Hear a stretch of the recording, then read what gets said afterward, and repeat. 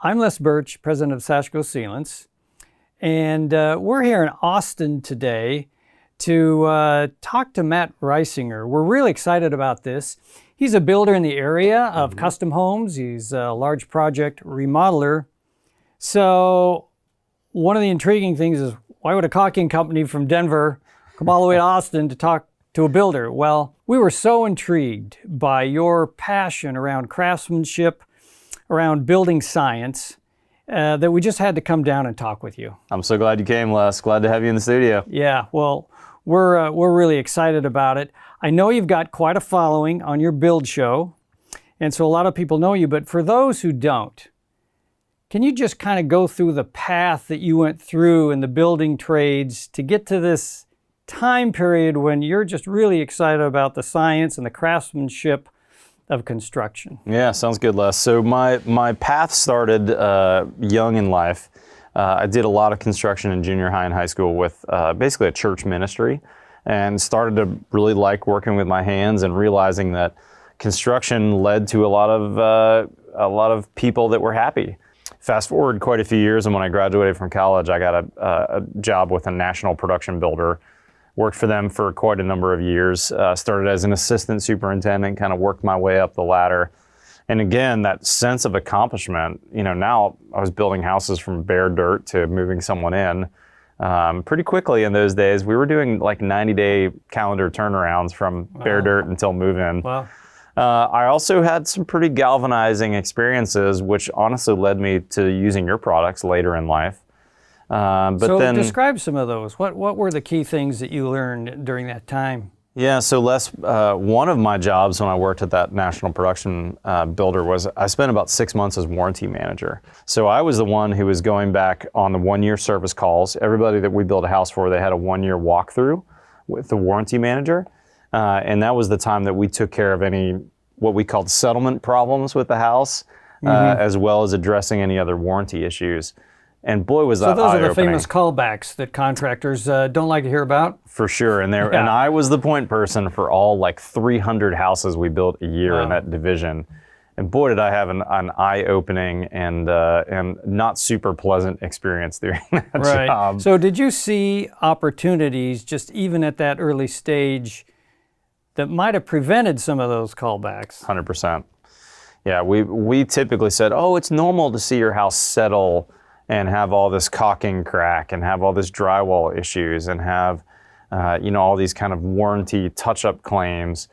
And it was, it was several $100s and at least a man day or two at every house going back and handling those issues, which at the time I didn't think it, I was in my 20s. I didn't know any better. I didn't know that it could be different. But when I started my company 15 years ago, I remembered those experiences and said, all right, how can I avoid some of that pain? Because it's not a warranty manager they're calling me. And I wanted to build a product that I thought would have much less warranty and callback. And honestly, that's a big reason why I moved to one of your big products that I know is still a huge seller today, which is Big Stretch.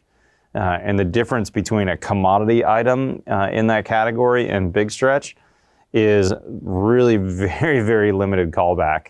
At that 1, 2, 3, 5-year mark for a builder. So it sounds like some of the things you learned there were really looking at material selection.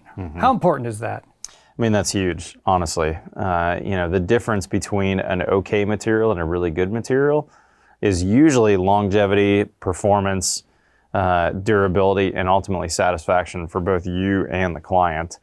And so by really thinking about even down to do I use this tube of caulking that's $2 or $3 or this tube that's a few dollars more? That makes a real difference when you're thinking about houses for long term and not just how does it look when I finish the job. So you eventually went into your own business. And what I'm hearing is you really wanted to be able to pursue high performance building. That's right. Yeah, and we were able to visit your own home that you're in process right now with. And I was very impressed by the different kinds of materials, some of them prototypes that you have in your home. You talk a little bit about your choice of materials and how you go about that? I've been around long enough in the business, I've been doing this 25 years now, that I've had plenty of experiences with the materials that don't work And so I've always kind of steered my clients and myself into the materials that I think are the right material for the job. And that isn't always necessarily the most expensive material. Often it's the material that is the right thing for the house. And I usually tell that to my prospective clients really early on in the process. I'm going to say, look, I'm going to build you a really good house, but there are going to be some times that I'm going to put the house ahead of your needs as a client. And I know you're telling me, for instance, your budget is this, but I think your budget for what your house needs to actually be this. And that's true kind of across the board. Can those be some tough conversations? They can be, and that's why I try to have them as early as possible. I try to go bad news first. Right. So, even down to, let's talk about your products for a minute. I love Big Stretch. It's a little bit more expensive than a commodity product or a less expensive product. And it's really easy for a builder or a buyer to say, gosh, the budget needs to be this. Well, then what's the builder or the painter, let's say, incentivized to do? They're incentivized to figure out how to make it cheaper or less costly, which may be what the client thinks they want, but in the end, no, they really don't want that. What they want is a good job at a fair price. Well, certainly caulks and sealants are near and dear to our heart. So Mine too. What kind of issues have you had when you picked the wrong sealant or caulk? Yeah, Les, you and I had a really good conversation earlier about all the different properties of caulking. Caulking needs to adhere to the surface, right? It needs to be able to bend, kind of like a piece of paper would bend. It also typically, especially with houses moving and being made out of wood, it probably has to have some kind of elasticity where we can stretch it. Exactly. And when you pick a lower cost product, often it may have one of those qualities, but it may not have all of those qualities. And so often, for instance, just in sealants and caulkings in general, they can look great the day you install them. 1 month or 1 year or 5 years later, they're going to look totally different. Yeah. And I've experienced those failures in my 25 years in the business a lot over the years. And that's driven me to go, I really want to pick the correct sealant and caulking for the application. And honestly, a little bit regardless of cost. Because how much does it cost to come back and redo that? It's not at that point the price of the caulking, it's the loss of relationship with the client, it's the loss of trust. And it's the labor too, because labor is by far way more expensive than price of material. You share an interest with us, and I think that's another reason we want to come down and talk with you, because we're very passionate about high performance. How can a pro who wants to sell that high performance, how can they approach their customers? Yeah, that's one that I've had to learn over the years. And honestly, I still battle that a fair amount because I tend to be more expensive than most other contractors. One of the big things that I've done in my business, Les, is I've tried to move away from bidding as much as possible.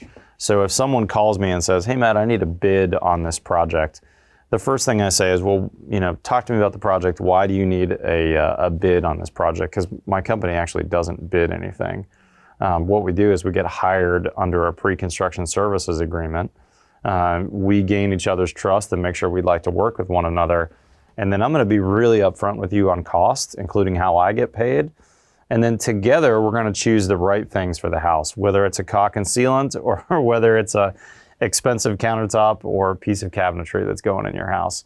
So that together we can make the decisions that are going to lead to not just a beautiful house, but a house that's well built, that's going to be reliable and lasting and durable, and honestly is still going to look great 5 years from now, just like the day we finish it. And it's all those things combined that are very intangible for somebody who's not a builder, building a house, but yet they can definitely sense it when they go in a house. They get that. Yeah, you feel a well-built home when you walk in. You do. Yeah, you really do. And I know it's a struggle sometimes for pros to talk to the consumers because it's hard to imagine the consequences of choosing a different path, and then how good it feels to have a house is tight, is durable, like you're talking about. Well, let's back up the food chain a little bit. Put ourselves in the shoes of a building material dealer. Okay. So you're a customer of building material folks. How do they talk to their pros and their customers about, hey, you might want to use this upgraded product? How do they get that story across. Yeah, that's where I think the experience really makes a big difference. And I try to stay out of the negative in YouTube videos. We don't want to talk negatively about someone else's product. But on the other hand, you need to know what the consequences are for choosing products that are less good or that are inferior. And caulks and sealants is one of those for sure. You can go to any paint store, any home center in America and buy a latex-based caulking that's going to look good probably on day one for what, $1.50 a tube, maybe $2 at most. Whereas we can get a much better sealant, like Big Stretch is one that I've been using for probably 15 years now. That's quite a bit more expensive. It's probably triple the cost, right? Yeah. But if you need anywhere from 1 case of that to 4 cases, how much is that really in the scheme of things compared to this multiple $1,000 paint job? I like to think of it like, okay, on a cartridge, you're maybe paying a little extra, maybe the price of a cup of Starbucks coffee. That's and right. What's that worth in terms of preventing a leaking window or leaking siding? That's right. There's a real interesting trade-off there. Yeah, or not getting a callback because of caulk joints that have failed or cracked along the stairwell or along a baseboard, or any of the miles of cracks that we caulk between drywall and trim in our houses. Yeah, and a callback, I mean, that can be a morning. Yeah. Right? Yeah, trip out, fix it, trip back, or I didn't have the supply I needed to fix it. That's right. Well, I think we'll wrap it up, but I really appreciate your time today. The tour of your house was just super. We saw so many neat new things that you're putting into your structure. So we really appreciate it, Matt. Thanks, Les. And you can hear more of Matt on buildshownetwork.com and get a lot more great ideas from him. So thanks for tuning in. Thanks for having me, Les.